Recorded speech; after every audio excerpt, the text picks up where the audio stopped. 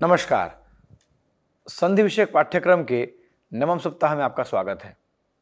आज संधि पाठ्यक्रम का 47वां व्याख्यान होगा, लेक्चर नंबर 47, जिसका नाम है कांस्कान और कांसकान। आज हम कांस्कान और कांसकान की सिद्धि को देखेंगे, किंतु इससे पूर्व आपने इसके पूर्व के व्याख्यान अर्थात 46वें या लेक्चर नंबर 46 को आपने देखा होगा और ध्यान से देखा होगा, क्योंकि उसी के आगे की कड़ी है यह सिद्धि। अर्थात एक प्रकार से हम कह सकते हैं कि लेक्चर नंबर 46 या 46वें व्याख्यान में जो हमने देखा था, ये उसी का एक्सटेंशन या विस्तार है, जहाँ पे उस विषय को हमने यहाँ पर पुनः एक नए सिद्धि के साथ देखने का प्रयास किया है और करेंगे। तो आज के व्याख्यान में अगर हम ध्यान दें तो पहले तो हम तस्य परम आम्रेडितम सूत्र को देखेंगे, उसके बाद कानाम्रेडिते सूत्र को देखेंगे और इन्हीं दो सूत्रों की सहायता से कांस्कान और कांसकान की सिद्धि होती है, उस पर ध्यान देंगे। और अंततोगत्वा कांस्कान और कांसकान पर काशिका विशेष के स्लाइड के माध्यम से काशिका में विशेष रूप से इनकी सिद्धि के लिए क्या कहा गया है उसको भी लेकर आगे चलेंगे। यद्यपि ये विषय जो है वो प्रौढ़ है एवं ये उनके लिए है जिनको व्याकरण शास्त्र में आगे जाकर के रुचि है या व्याकरण शास्त्र का अध्ययन करते हुए वो विषय को और अधिक गंभीरता से पुष्ट करना चाहते हैं। इसके अलावा यदि कोई प्रारंभिक रूप से यहाँ पर प्रवेश कर रहा है तो उन्हें भी यह स्लाइड देखनी चाहिए, देख करके अपने दिमाग में एक विचार बना के रखना चाहिए, क्योंकि भविष्य में जब आप इसके और अधिक गूढ़ अवगाहन में लगेंगे तो आपको इसका महत्व और अधिक स्पष्ट होगा। अस्तु, तो आज का जो प्रसंग है वो है तस्य परम आम्रेडितम।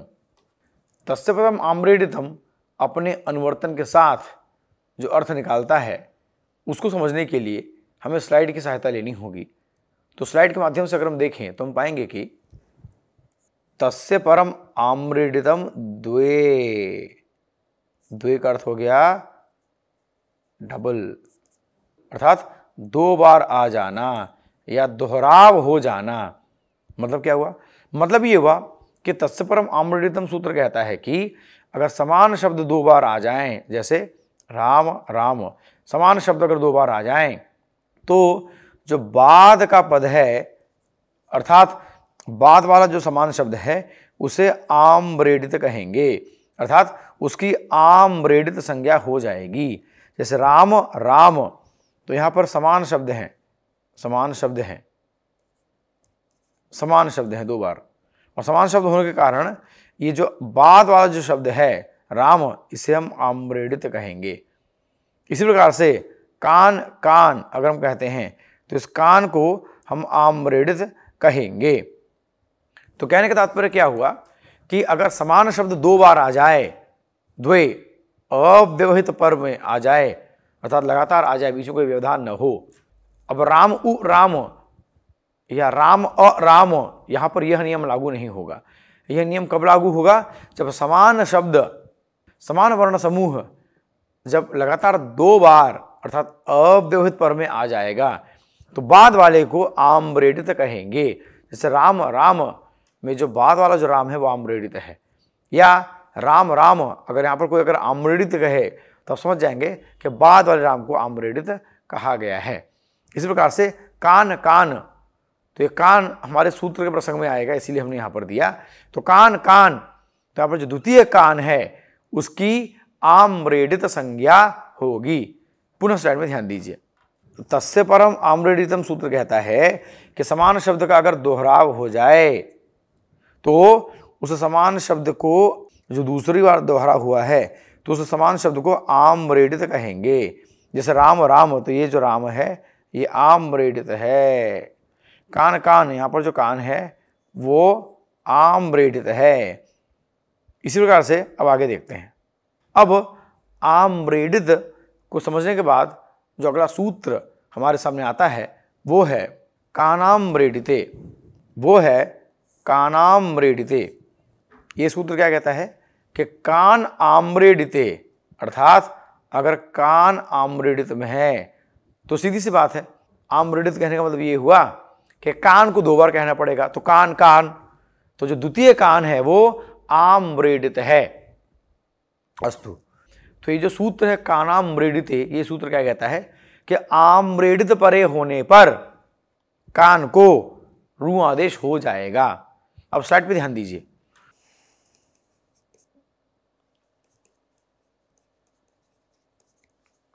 ये सूत्र कहता है कि कान के बाद आम्रेडित आने पर, मतलब कान के बाद कान आने पर, सरल, ये जो प्रथम कान है इसके न को रू आदेश हो जाएगा, अर्थात कान कान। अब इस कान को रू आदेश होके कान रू कान ऐसा बन जाएगा, क्योंकि बाद वाला जो है ये जो कान है ये आम्रेडित है, तो इसके आम्रेडित होने के कारण प्रथम कान को, ये जो कान है अर्थात आम्रेडित परे होने के कारण कान को रू आदेश हो जाएगा। जैसे कान कान ऐसा बन गया। अब यहाँ पर देखिए, कान पहली शर्त पूरी हो गई, कान दूसरी शर्त पूरी हो गई, तो इसके बाद अब क्या होगा, इस न को रू आदेश कर देंगे तो बन जाएगा कार कान। अब इसके बाद आगे के प्रकरण को देखते हैं जो है खास कान की सिद्धि। अब यहाँ पे ध्यान देंगे कि कांस कान कहा गया, अर्थात क अनुनासिक का प्रयोग किया गया, तो कांस कान की सिद्धि, अर्थात हम अभी कांस कान की सिद्धि देखने वाले हैं। कान कान 1 2, आम्रेडित परे होने पर, तो ये सूत्र कहता है कि आम्रेडित परे होने पर कान को रू आदेश। अब ये जो रू आदेश है यह अंतिम वर्ण को होगा अलोन तस्य परिभाषा के अनुसार। तो कान कान 2 बार आ गया, अब क्या होगा, अब देखते हैं। कान कान, अब ये कान के बाद आम्रेडित आ गया, अर्थात दूसरा कान आ गया, तो यहाँ पर जो प्रथम कान है अर्थात जो कान है उसको रू आदेश होगा। रू आदेश होने का मतलब है कि का रू ये बनेगा। अब इसके बाद अगर हम उदाहरण देखें तो हम देखेंगे कि कानाम्रेडित सूत्र के द्वारा आम्रेडित परे रहने के कारण कान को रू आदेश हो जाता है। कान को रू आदेश हो गया तो बन जाएगा कारू और कान। अब कारू और कान बनने के कारण अनुबंध लोप हुआ, कार कान। अब यहाँ पर अत्रानुनासिक है पूर्व से तुआ सूत्र के द्वारा विकल्प से अनुनासिक आदेश हो जाएगा, तो अनुनासिक आदेश होकर के कार कान बन जाएगा। कार कान बन गया, और कार कान बनने के बाद यहाँ पे देखिए र के बाद कान, खर बाद में है, तो खरवसाने और विसर्जनीय के द्वारा र और खर की स्थिति में र को विसर्ग आदेश हो जाएगा, तो र को विसर्ग आदेश हो जाएगा, तो काह कान हो जाएगा। अब काह कान, अब यहाँ पर देखिए काह कान, अब यहाँ पर जो स्थिति है इसके जिह्वा मूल के लिए ये पूरी तरह से तैयार है। क्यों? क्योंकि इसके पहले के व्याख्यान में हम देख चुके हैं। तो कुप्पोह कपोच सूत्र क्या कहता है?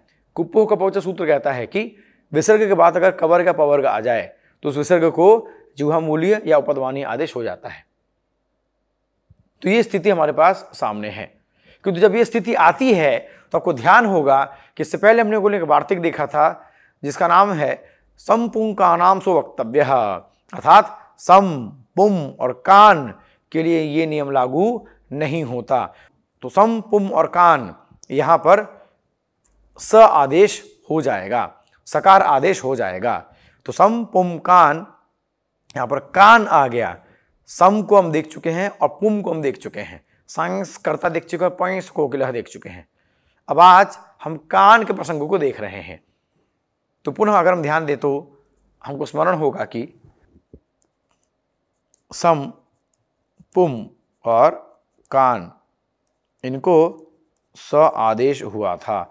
समपुम का नाम सो वक्तव्य वार्तिक के कारण यहां पर सम के म को, पुम के म को और कान के न को स आदेश हुआ था। तो इसी प्रकार से अब यहां पर देखेंगे कुप्पोह कपौचा के द्वारा जिह्वा मूल्य की प्राप्ति थी, लेकिन संपूर्ण का नाम सो वक्तव्य वार्तिक के द्वारा कान के न को स आदेश हो जाएगा। तो बन जाएगा विसर्ग को आदेश हो गया स, क्योंकि विसर्ग इसी न का ही है, तो बन जाएगा कांस कान। जब अनुनासिक हुआ है तो कांस कान बनेगा।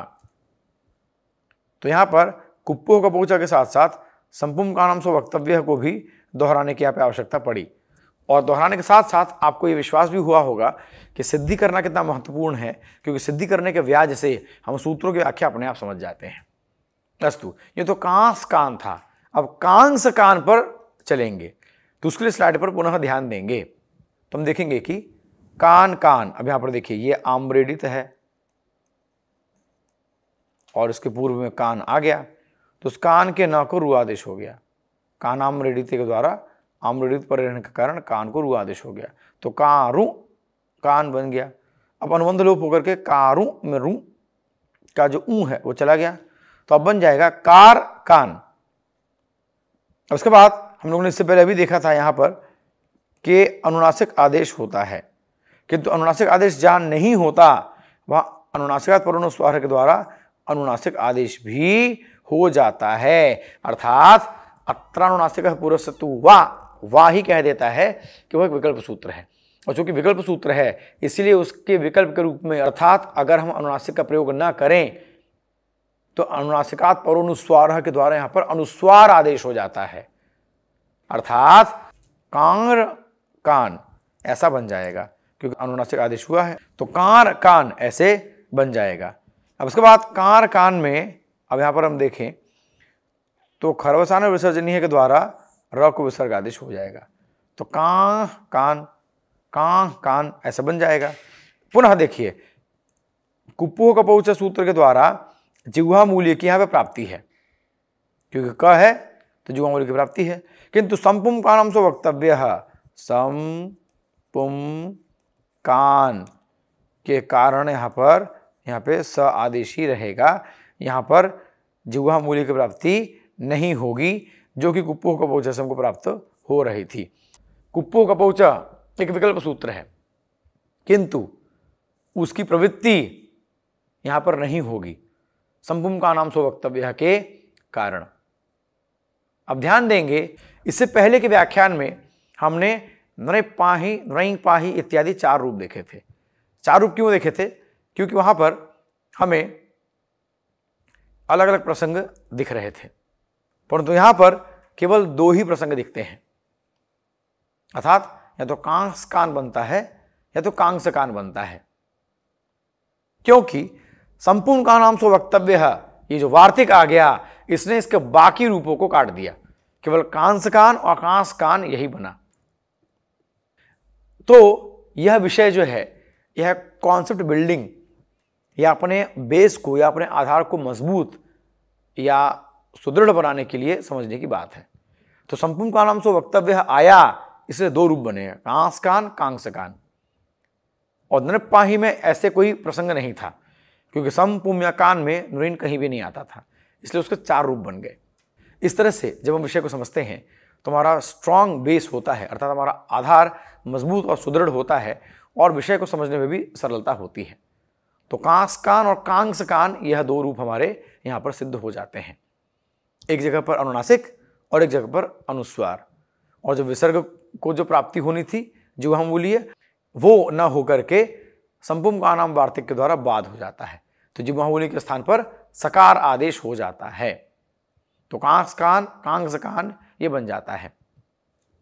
अब ये कांस कान और कांस कान कितना महत्वपूर्ण है, इसको इसी विषय से समझ सकते हैं कि काशिकाकार ने इसको सिद्ध करने के 3 उपाय दिए हैं या 3 पद्धतियां बताई हैं। अर्थात कहने का तात्पर्य क्या है कि अगर संपुम का नाम सो वक्तव्य वार्तिक जो है वो अगर नहीं होता तो इसका भी 4 रूप बन जाता, किंतु वार्तिक तो पहले से उपस्थित है ही। परंतु मान लीजिए अगर वार्तिक उपस्थित नहीं है, हमको अगर अन्य तरीके से भी करना हो तो हम कर सकते हैं क्या? तो इसी विषय को काशिकाकार ने 3 पद्धतियां बताई हैं, अर्थात कांस कान और कांस कान बनाने के लिए 3 प्रकार की पद्धतियां हमको पता चल सकती हैं, जिसको देख करके हम अपने विषय को स्पष्ट कर सकते हैं। यद्यपि अब जो विषय हम पढ़ने वाले हैं वह एक प्रौढ़ विषय है, तो यह विषय उन्हीं के लिए प्रयोज्य है जो इसके गंभीर अध्ययन या इसके उच्च अध्ययन में रत हैं। अगर हम संधि का सामान्य परिचय लेकर के चल रहे हैं तो इसको लेकर के हमें अधिक चिंतित नहीं होना चाहिए। इसे सुन लीजिए, ताकि एक संस्कार बना रहे जो आपको आगे काम दे, किंतु उसके लिए चिंतित होने की आवश्यकता नहीं है। तो अब स्लाइड के माध्यम से हम देखेंगे कि वो कौन से 3 पद्धतियां हैं या वो कौन से 3 उपाय हैं जिनके द्वारा कांस्कान या कांसकान की सिद्धि की जा सकती है, जो काशिकाकार ने स्पष्ट किया है। कांस्कान एवं काहकान इन 2 प्रसंगों में जिह्वा मूली को बाध करने के लिए काशिकाकार 3 पद्धतियों का उल्लेख करते हैं। पहला तो संपुंकानाम स्ववक्तव्य के द्वारा विसर्ग को सकार आदेश कर देता है, जिससे कि कांस्कान और कांसकान बन जाता है। जो विसर्ग था वो स्व में बदल जाता है। पहला तो ये हो गया।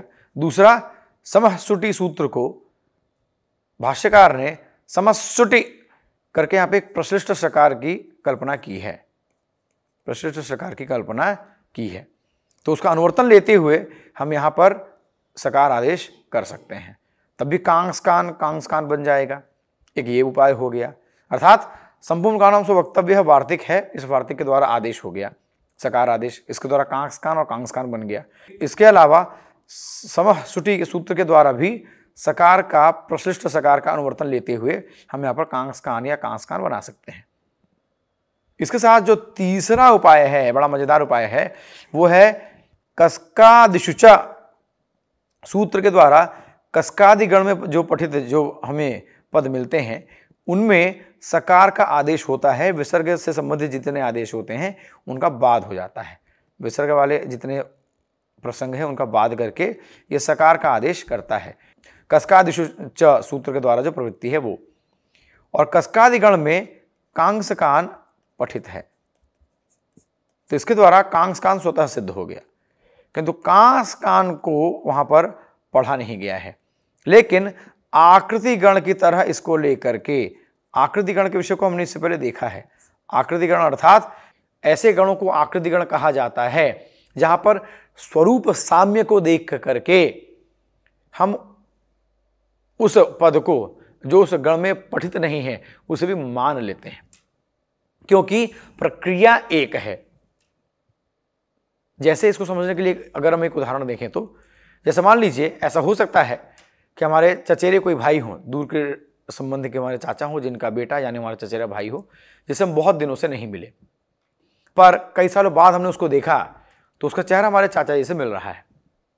कई साल बाद हमने उसको देखा किंतु चेहरा मिल रहा है, तो उस मेल के कारण हम समझ जाएंगे कि इसका संपर्क हमारे चाचा से हो सकता है या इसका संपर्क हमारे चाचा से है।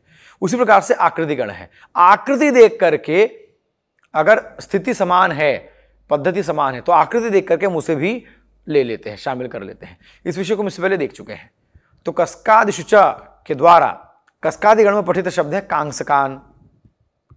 अब कांसकान भी वैसे ही बनता है, बस एक जगह अनुस्वार है और एक जगह अनुनासिक, तो स्वरूप साम्य हो गया, अर्थात आकृति साम्य हो गया। तो आकृति साम्य होने के कारण इसको आकृति गण मानते हुए कांसकान को भी उसके अंदर लेकर के हम उसकी भी सिद्धि कर सकते हैं। यानी काशिकाकार ने 3 उपाय बताए हैं कांसकान और कांसकान को सिद्ध करने के लिए, और कांसकान और कांसकान के विषय में उनकी इतनी रुचि यह बताती है कि यह एक महत्वपूर्ण विषय है और यह प्रतियोगी परीक्षा के साथ साथ अपने विषय को सुदृढ़ करने के लिए भी आवश्यक है। कान कान किसको किसको, इस अर्थ में कांसकान कांसकान हम कह सकते हैं। और इस प्रकार से कांसकान और कांसकान का जो प्रसंग है वह संपन्न होता है, और इसके प्रसंग के व्याज से हमने तस्य परम आम्रेडितम अर्थात आम्रेडित क्या है इसको समझा।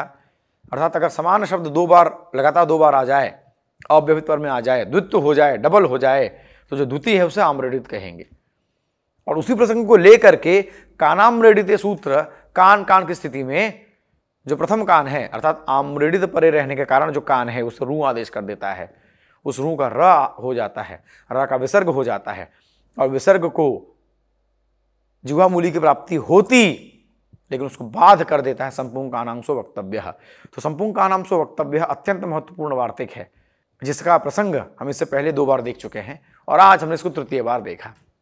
तो इन सभी विषयों को हृदयंगम करते हुए आप अपने उत्साह को बनाकर रखेंगे और इसी प्रकार से अपने अभ्यास के द्वारा अपने आप को सुदृढ़ करेंगे और ध्यान रखेंगे कि जब भी हम इस कक्षा को लेकर के या जब भी हम इस कक्षा में बैठते हैं या व्याख्यान को लेकर के चर्चा करते हैं तो ये आशा रहती है कि आपके पास उत्तर पुस्तिका और कलम अवश्य रहती है, जिसके द्वारा आप अपने विषय को लिख लिख कर अभ्यास करके भी अपने आप को सुदृढ़ बनाते हैं।